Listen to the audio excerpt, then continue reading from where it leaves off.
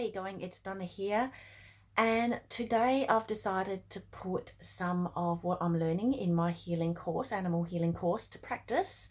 I was brave and asked a couple people if they wouldn't mind me practicing what I'm learning on their animals. And initially I spoke with my neighbour who has a dog that I would say gets quite anxious and barks a lot, especially when she leaves the house. And then when I was speaking to her about, doing the healing on her animal, my other neighbour from across the road, Imran, he was standing there and said, "Oh, would you do some work on my cat?" He was telling me how they got a rescue cat quite some time ago, and it was in quite poor condition. It had fleas all over him, and there was no fur on his back end, and supposedly had been mistreated, or obviously it had been mistreated, but possibly even maybe slightly abused as well. But pretty much ever since they've got her, I should say, she hasn't allowed them to touch her at all. She'll allow them to get about a meter or so away, and then that's it.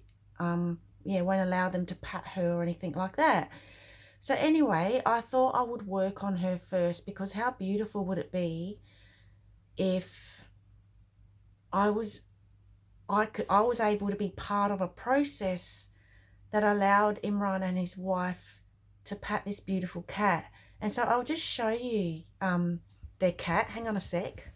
Yes, so anyway, this is the photo that Imran sent me of his cat, his and his wife's cat. And her name is Princey Ozza. I don't know if I'm saying that correctly, but Princey Ozza. And so I've just done basically a grounding exercise that I've learnt for her. And I also checked in to see if Princey Ozza's chakras were all balanced. And it turned out that chakra number 3, 4, 5, 7 and 10 were out of whack. So I've done a little bit of a process and balanced her chakras. So yeah, I'm curious to know if they notice any difference within the next 12 to 24 hours. I don't imagine, obviously I'm still learning, so I can't have high expectations. So I'm not expecting much of a difference, but what I will do is keep working on Princey Ozra. Ozza. I keep saying Ozra, but it's Ozza, Princey Ozza.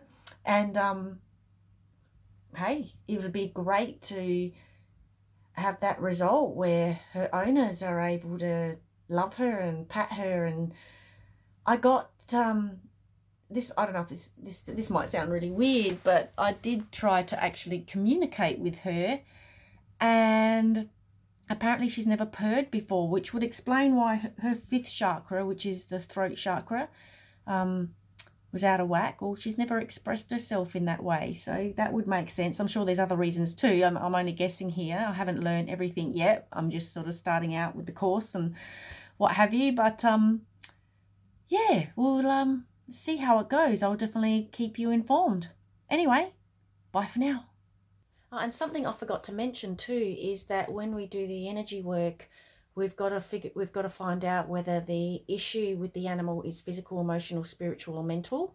And when I went through that process, it turned out that Princey Ozza's Princey Ozza's issue is emotional. So yeah, it'd be interesting to see how we deal with that, because obviously I'm only a certain way into the course, so haven't learned how to deal with all things yet. There's a long way to go, but yeah, we'll see where it takes us.